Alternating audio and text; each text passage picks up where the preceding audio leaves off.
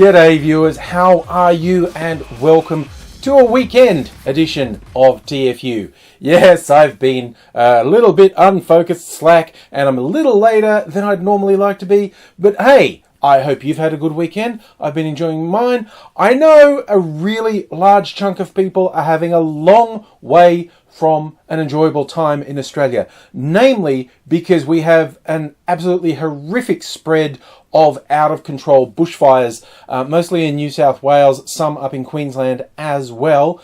I think there were more than 15 what's called critical bushfires. That is, bushfires that are absolutely out of control, that basically nothing can be done to contain them, and a large number of them are threatening properties and lives. A lot of properties lost. Sadly, some people have died. It's a really awful situation, and we're seeing some news stories today that it could get worse over the next couple of days. That's pretty terrifying when it's been so bad. And seriously, if you haven't seen about it, search for some of the photos or video online. It's hellfire. That's like a real stereotype to say, but you see these images of the fire around people's houses, and it is absolutely terrifying. And the weather is awful for this sort of thing. It's looking like it's actually going to get worse, which is a little difficult to imagine. But if you're in those areas, please, be safe. Hopefully it's contained. Hopefully we don't lose any more people. Hopefully not much more property. But it's absolutely horrific and really fucking aggravating to see the Prime Minister, Scott Morrison, who clearly idolizes Donald Trump, which is gross, is actually started using American terminology, talking about thoughts and prayers. This is the government who willfully denies the global climate emergency. The government who actively advocates for policies that are only going to make this worse. And yes, something like this that we're seeing is unprecedented in as much as we've never seen this on this scale before, but it is also a sign of things to come. If we do not take radical action to deal with the climate emergency we're facing globally, this is the new normal. Places around the world experiencing extreme weather events that up until recently would have been called once-in-a-lifetime events, once-in-a-lifetime floods, storms, fires, droughts, are happening what seems like every other year now. And this is terrifyingly close to becoming the new normal. Absolutely devastating, extreme weather events all over the world. And the number of people with their heads still in the sand absolutely blows my mind. Like, major media outlets around the world continuing to aggressively push the denial of science, just pretending that there is some rational, peer-reviewed science that says anything apart from we're fucked. This is an emergency. We're in a terrible state. I mean, I just maybe think just recently being stuck in a public place with someone ranting loudly about what none of this is real. Oh, why should I listen to a teenage kid? Referring to Greta Thunberg. See, the fact that she's become the public face of a lot of protests because she started off really just only over a year ago doing a solo strike for climate change, to inspiring worldwide protests that involved millions of people. She is definitely categorically not saying, listen to me, I know what's happening, I have the answers. She's saying, pay fucking attention to the people who do know what's happening, who do know what needs to be done. Stop ignoring it. The idea that these people have now wrapped in their head, I can ignore the science behind climate change, catastrophic climate change, because the media are touting a teenage girl as the public face of outcry against it. It's fucking ridiculous. She didn't do the science. She didn't publish the papers. She's just saying, what the fuck are you people doing Why are you destroying my future? This guy's, who I was unfortunate enough to be around, was literally saying, why should I listen to a teenager? Well, don't fucking listen to a teenager. Listen to the fucking scientists, you munted fucking piece of shit. The idea that you just listen to people who reinforce what you want to hear is just ridiculous. Absolutely unqualified people. They go like, oh, well, but there's this thing with these scientists who said it's not climate scientists. In fact, they appear to be overwhelmingly geologists in the pay of the fossil fuel industry. And that doesn't mean don't listen to them at all. For sure, listen to their points, get them out in the public, and shoot them the fuck down. Because there has never been any climate change denialism that hasn't been completely discredited. But facts don't fucking matter. And apparently, just being loud and shouty works. That's what I'm trying, being loud and fucking shouty, because the climate change deniers make me so fucking angry. Anyway, if you're in the Bush Warriors, please be safe. It would be, it's just terrifying to see what's happening. And I hope you are safe. And I want to change something that's a bit lighter. Still makes me super angry. Still in Australia as well.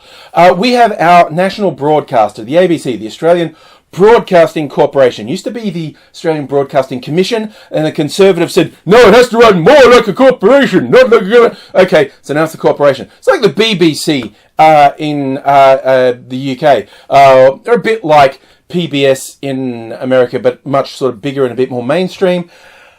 Anywho, they have a program called Q&A. And people often say, hey, are you watching Q&A? Such and such. No, I fucking hate that program. Maybe I'll watch it next year because they've changed hosts. Because Tony Jones, the host for the last however long, really shits me. He's egocentric wanker. And they always put complete arseholes. It's like a panel show. Let's talk about the issues of the day. And they always put complete arseholes on there to cause controversy, because in this modern fucking attention deficit world where clicks on web pages are all that counts, generating controversy for its own sake is seen to be an end in and of itself. And they just all the time give platforms to complete fuckwits just to generate controversy. And if I watch it, it's very hard to fight the impulse to throw something at my own TV, and I don't want to smash my own TV, so I don't watch it. But this past week, they had an episode, an all-women panel, including a one-off moderator, journalist Fran Kelly, a group of women who I believe were part of a feminist convention, and they were being unashamedly feminist, pushing out strong views. And one in particular, Mona Eltaway, I'm probably absolutely mispronouncing her last name. I'll admit, I've never heard of her prior to this, so bad feminist. But anyway, so she said, among other things, when they were talking about the amount of violence women face at the hands of men in particular, she said, well, you know, how many rapists do we have to kill until women are safe? With the number of women being assaulted and murdered by men, do we have to start murdering men to make women safe? How many would you have to? She's clearly speaking metaphorically, and she actually made that quite clear, but it generated this huge furor. And I'm completely on board with what she said afterwards. She was saying, like, why are people focusing on the first half of the sentence when I'm speaking in an abstract of a thing that literally isn't happening, i.e. Women who've had enough killing rapists, and ignoring the second half,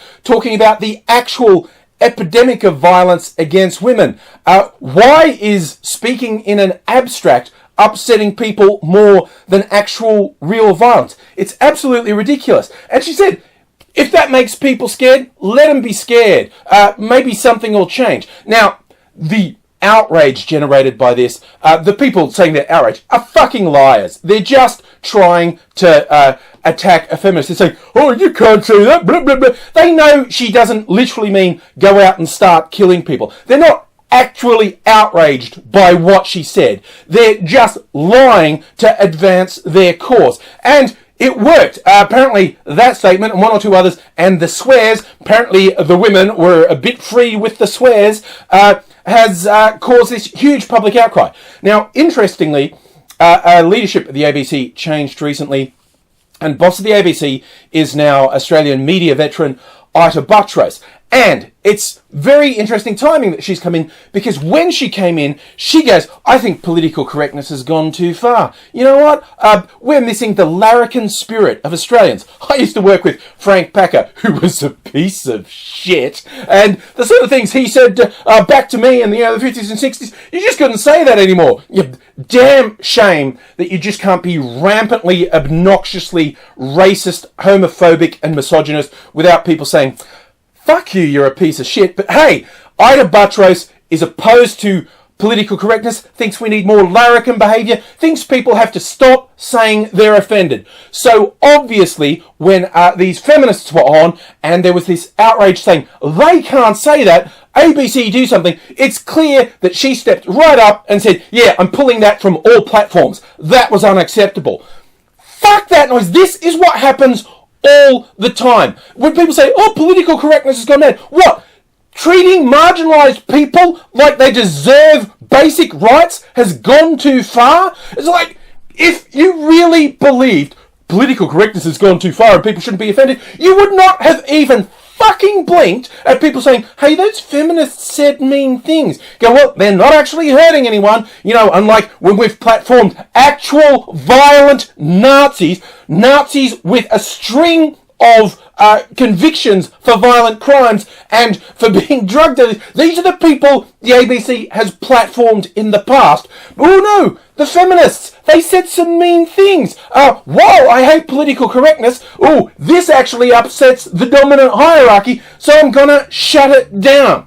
This is why I so often get so fucking angry about conservative talking heads in public. Not simply because I disagree with them. Disagreement's fine. If you want to argue about what social policies will work best, what political, what economic policies, what foreign policy would work best, that's a difference of opinion. I might think you're really wrong. I might think that you're really stupid. I might even think you're a fucking piece of shit for some of the things you put forward. But those are things you disagree with. But when you're a complete and absolute hypocrite, like in such a short time frame, to go from, oh, political correctness has gone too far, to, oh my God, the feminists said things to upset people, take them off the air. That's just typical. It's like in the US, you always hear these stories in the US, oh, you can't say anything on universities now. The political correct police will come and get you. It's like, oh, they're shutting down free speech. But when you look at the actual statistics, the people suppressing speech on universities, particularly in the US, the ones attacking professors, are ultra-conservatives who literally get people to lose their jobs for presenting progressive point of views, for challenging the status quo at all. That is the actual facts. The people suppressing free speech are the people in power, the conservative forces in government, business and the media. They're the ones suppressing free speech. They're the ones who want to outlaw protest. They're the ones who will try and ruin your life if you step ever so slightly outside of the box that they allow you to have. Then you are fucked. These people are the scum of the earth and they're only getting worse.